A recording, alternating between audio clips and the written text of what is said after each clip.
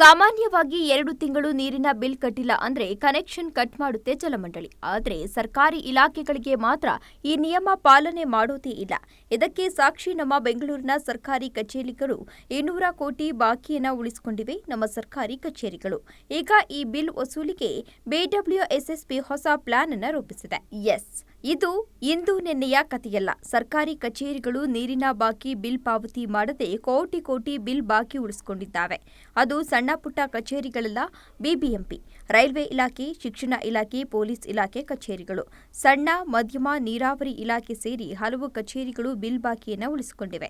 ಪದೇ ಯಾಕೆ ಈ ರೀತಿ ಬಿಲ್ ಬಾಕಿ ಉಳಿಸುತ್ತೆ? ಯಾಕೆ ಈ ಇಲಾಖೆಗಳಲ್ಲಿ ನೀರಿನ ಬಿಲ್ ಕಟ್ಟೋಕು ದುಡ್ಡಿಲ್ವಾ ಅನ್ಕೋಬೇಡಿ. ಸರ್ಕಾರಿ ಇಲಾಖೆಗಳಲ್ಲಿ 20% ಹಣ ನೀರಿನ ಬಿಲ್ಗಾಗಿ ಮೀಸಲಿದ್ರು ಸರ್ಕಾರಿ ಕಚೇರಿಗಳ ನಿರ್ಲಕ್ಷ್ಯದಿಂದ ಕೋಟಿಗಟ್ಟಲೆ ಬಿಲ್ ಬಾಕಿ ಉಳಿದಿದೆಯಂತೆ. ಅದು 200 ಕೋಟಿ ಬಾಕಿ ಬಿಲ್ ಬರಬೇಕಂತೆ. ಈ ಬಗ್ಗೆ ಜಲಮಂಡಳಿ ಅಧಿಕಾರಿಗಳನ್ನ ಕೇಳಿದ್ರೆ ಅವರಿಗೆ ಈಗಾಗಲೇ ನೋಟಿಸ್ ಅನ್ನ ನೀಡಿದ್ದೀವಿ, ಮುಂದಿನ ದಿನಗಳಲ್ಲಿ ಕಠಿಣ ಕ್ರಮಕ್ಕೆ ಮುಂದಾಗ್ತೀವಿ ಅಂತ ತಿಳಿಸಿದ್ರು. ಜನರಿಗೆ ಸಮರ್ಪಕವಾಗಿ ಸೇವೆಯನ್ನು ಒದಗಿಸ್ತಾ ಇದ್ದೀವಿ. ಈವನ್ 2023-24 ವರ್ಷದಲ್ಲಿ ನಡೆದಂತಹ ಬರಗಾಲದಲ್ಲಿ ಕೂಡ ಜಲಮಂಡಳಿಯ ಎಲ್ಲ ಸಿಬ್ಬಂದಿ ಮತ್ತು ಅಧಿಕಾರಿ ವರ್ಗದವರು ಮಾನ್ಯ ಉಪಮುಖ್ಯಮಂತ್ರಿಯವರ ನೇತೃತ್ವದಲ್ಲಿ ಹಗಲು ರಾತ್ರಿ ದುಡಿದು ಸೇವೆಯನ್ನು ಮಾಡಿದ್ದಾರೆ. ಆದರೆ ಇವತ್ತು ಜಲಮಂಡಳಿ ಭಾಳ ಕಷ್ಟದ ಒಂದು ಪರಿಸ್ಥಿತಿಗೆ ಇದೆ. ಬಹುಶಃ 60 ವರ್ಷಗಳಾಗಿದೆ ಜಲಮಂಡಳಿ ಪ್ರಾರಂಭ ಮಾಡಿ. ಇವತ್ತು ವಜ್ರೋತ್ಸವ ಮಾಡುವಂಥ ಒಂದು ಹಿನ್ನೆಲೆಯಲ್ಲಿ ನಮ್ಮ ಜಲಮಂಡಳಿಗೆ ಸಾಮಾನ್ಯವಾಗಿ ಪ್ರತಿ ತಿಂಗಳಿಗೆ ನಮಗೆ ಏನು ಆದಾಯ ಬರ್ತಿದೆ ಅದಕ್ಕಿಂತ ಹೆಚ್ಚು ಖರ್ಚುಗಳು ಆಗ್ತಾಯಿದೆ. ಅದಕ್ಕೆ ಪ್ರಮುಖ ಕಾರಣ ಕಳೆದ 10 ವರ್ಷಗಳಲ್ಲಿ ಯಾವುದೇ ಬೆಲೆ ಏರಿಕೆ ಆಗಿರಲಿಲ್ಲ.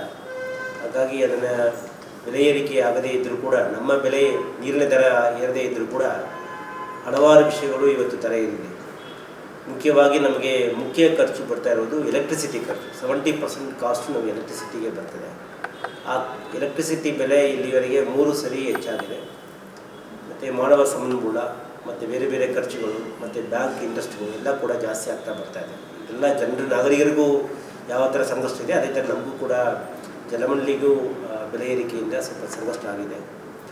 ಆದರೆ ನಾವು ಮುಂದೆ ಈಗ ಬೆಂಗಳೂರನ್ನು ಆಧುನಿಕ ಬೆಂಗಳೂರಾಗಿ ನಿರ್ಮಾಣ ಮಾಡುವ ನಿಟ್ಟಿನಲ್ಲಿ ಸಮರ್ಪಕ ನೀರಿನ ಸೇವೆ ಒದಗಿಸಬೇಕಾದ್ರೆ ಜಲಮಂಡಳಿ ಆರ್ಥಿಕವಾಗಿ ಸುಧಾರಣೆ ಮಾಡೋದು ಭಾಳ ಅನಿವಾರ್ಯತೆ ಆಗಿದೆ ಅಂತ ಮಾನ್ಯ ಉಪಮುಖ್ಯಮಂತ್ರಿಯವರ ಹತ್ರ ಮನವಿ ಮಾಡಿಕೊಂಡಿದ್ದೇವೆ. ಅದರ ಬಗ್ಗೆ ಚರ್ಚೆ ಮಾಡೋಣ ಅಂತ ನಮ್ಮ ಉಪಮುಖ್ಯಮಂತ್ರಿಗಳು ನಮಗೆ ಒಂದು ಭರವಸೆ ಕೊಟ್ಟಿದ್ದಾರೆ.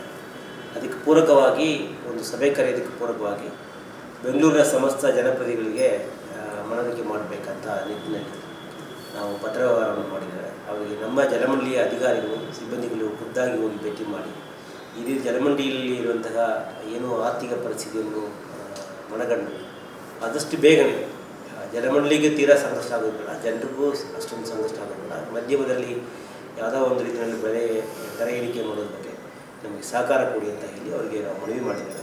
ಇನ್ನು ಸರ್ಕಾರಿ ಕಚೇರಿಗಳಿಗೆ ಒತ್ತಡ ತಂದು ನೀರಿನ ಬಿಲ್ ಕಲೆಕ್ಟ್ ಮಾಡ್ತಿದ್ದೇವೆ. ಸರ್ಕಾರಿ ಕಚೇರಿಗಳಿಗೂ ನೀರಿನ ಸಂಪರ್ಕ ಕಟ್ ಮಾಡಬಹುದು. ಆದರೆ ನಾವು ಕಟ್ ಮಾಡಿದ್ರೆ ಜನರ ಮೇಲೆ ಪರಿಣಾಮವಾಗುತ್ತೆ. ಆದರೆ ಸಾಮಾನ್ಯ ಜನಕ್ಕೆ ಮಾತ್ರ ಇದು ಉಲ್ಟಾ. ಮೀಟರ್ ಕಲೆಕ್ಷನ್ ತೆಗೆದುಕೊಳ್ಳುವಾಗಲೇ 2 ತಿಂಗಳ ಡಿಪಾಸಿಟ್ ಅನ್ನ ಕಟ್ಟಿಕೊಂಡಿರ್ತೇವೆ. 2 ತಿಂಗಳು ಕಟ್ಟಿಲ್ಲ ಅಂದ್ರೆ ಮೀಟರ್ ತೆಗೆಯಲಾಗುತ್ತೆ. ಮನೆಯಲ್ಲಿ ಹೊಸ ಇದ್ರೆ ಒತ್ತಡ ಹಾಕ್ತೀವಿ. ಮನೆಯಲ್ಲಿ ಯಾರು ಇಲ್ಲದೆ ಇರೋದು ಒತ್ತಡ ತಂದ ನಂತರವೂ ಕಟ್ಟಿಲ್ಲ ಅಂದ್ರೂ ನಾವು ಮೀಟರ್ ತೆಗೆದು ಹಾಕ್ತೀವಿ. ಆದ್ರೆ ಸರ್ಕಾರಿ ಕಚೇರಿಗಳಲ್ಲಿ ಡಿಸ್ಕನೆಕ್ಟ್ ಮಾಡಿದ್ರೆ ಜನರಿಗೆ ತೊಂದರೆಗಳಾಗುತ್ತೆ. ಸರ್ಕಾರಿ ಕಚೇರಿಗಳಿಗೆ ವಸೂಲಿ ಮಾಡಲು ಪ್ರಯತ್ನ ಪಡ್ತಿದ್ದೇವೆ. ಸೆಂಟ್ರಲ್ ಗವರ್ನಮೆಂಟ್ ಆರ್ಡಿಎಸ್ಎಸ್ ಸ್ಕೀಮ್ ಇದೆ. ಅದರಲ್ಲಿ ಸರ್ಕಾರಿ ಕಚೇರಿಗಳಿಗೆ ಪ್ರೀಪೇಯ್ಡ್ ಆಗಿ ರೀಚಾರ್ಜ್ ಮಾಡಿಕೊಳ್ಳಬೇಕಾಗುತ್ತೆ. ಇದಕ್ಕಾಗಿ ಪ್ರೀಪೇಯ್ಡ್ ಮೀಟರ್ ಅಳವಡಿಕೆಗೆ ಚಿಂತನೆ ನಡೆಸಿದ್ದೇವೆ ಅಂತ ಜಲಮಂಡಳಿ ಅಧ್ಯಕ್ಷರು ಹೇಳಿದ್ದಾರೆ. ಇತ್ತ ಬಾಕಿ ಉಳಿಸಿಕೊಂಡ ಇಲಾಖೆಗಳಿಗೆ ಅನುದಾನದಲ್ಲಿ ಬಿಲ್ ಮೊತ್ತ ಕಡಿತ ಮಾಡುವಂತೆ ಜಲಮಂಡಳಿಯಿಂದ ಸರ್ಕಾರಕ್ಕೆ ಪತ್ರ ಬರೆಯಲಾಗಿದೆಯಂತೆ. ಅದೇನೇ ಇಲ್ಲಿ ಸಾರ್ವಜನಿಕರು ಬಿಲ್ ಪಾವತಿ ಮಾಡದಿದ್ರೆ ಹೇಳದೆ ಕೇಳದೆ ನೀರಿನ ಕನೆಕ್ಷನ್ ಕಟ್ ಮಾಡುವ ಜಲಮಂಡಳಿ ಅಧಿಕಾರಿಗಳು ಸರ್ಕಾರಿ ಇಲಾಖೆ ಅಧಿಕಾರಿಗಳ ವಿರುದ್ಧ ಸೂಕ್ತ ಕ್ರಮ ಕೈಗೊಳ್ಳಲು ಸಾಧ್ಯವಾಗದೆ ಈಗ ಪ್ರೀಪೇಯ್ಡ್ ಮೊರೆ ಹೋಗ್ತಿದ್ದಾರೆ. ನೋಡೋಣ ಇದು ಯಾವಾಗ ಸರಿ ಹೋಗುತ್ತೆ ಅಂತ. Ashwavega English news coming soon. Your channel, your voice, your trust.